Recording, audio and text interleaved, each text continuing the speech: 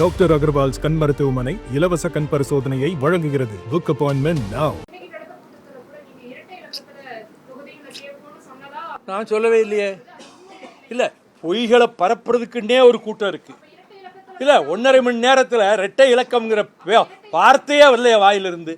எப்படி கேட்குறீங்க? ஏங்க, நான் பேசாத ஒன்றை பேசுனதா கேட்குறீங்க? எந்த அடிப்படையில் கேட்குறீங்க? ஏன்னா உண்மையானா யாரோ தெருவில் வரோம், யாரோ உளறி இருப்பான், அதை கேட்டுக்கிட்டீங்கன்னு கேட்குறீங்க.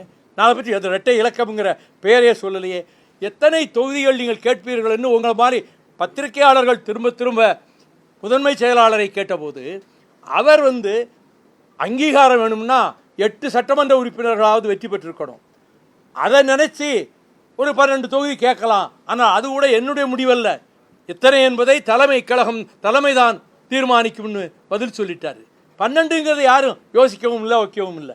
அவரது உதாரணத்துக்கு சொல்லும்போது ஒரு 12 தொகுதி கேட்கலாம், அது கூட இறுதியான முடிவல்ல, தலைமை என்ன முடிவு எடுக்கிறதோ அதுதான் நடக்கும் சொல்லிட்டாரு. அது இரட்டை. ஒரே நிமிஷம் சகோதரியோட கேள்விக்கு பதில் வேற क्वेश्चंस நீங்க எதுவும் எலாபரேட் பண்ணி சொல்றேன் நான். ஒரு நிமிஷம் சகோதரி. நீங்களா கற்பனை பண்றீங்களா? இது உங்க கற்பனையா? இரட்டை இலக்கம் வேண்டாம் நீங்க சொல்றீங்களா?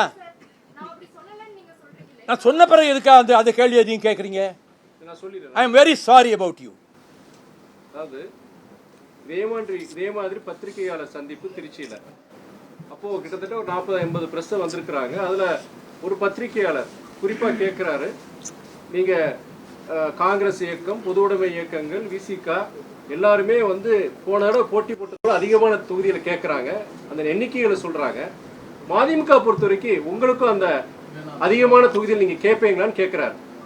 நான் இப்போ சொல்கிறேன், அது அந்தந்த இயக்கங்களுடைய தொண்டர்கள் நிர்வாகிகளுடைய ஆசை, அது தப்புன்னு சொல்ல முடியாது.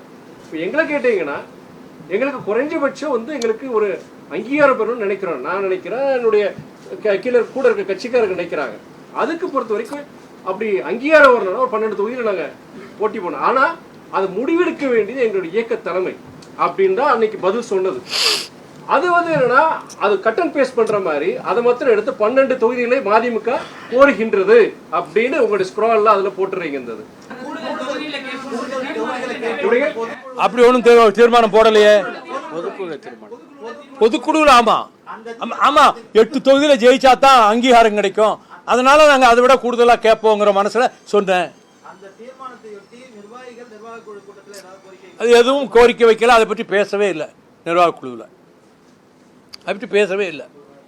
டாக்டர் அகர்வால்ஸ் கண் மருத்துவமனை இலவச கண் பரிசோதனையை வழங்குகிறது. Book appointment now.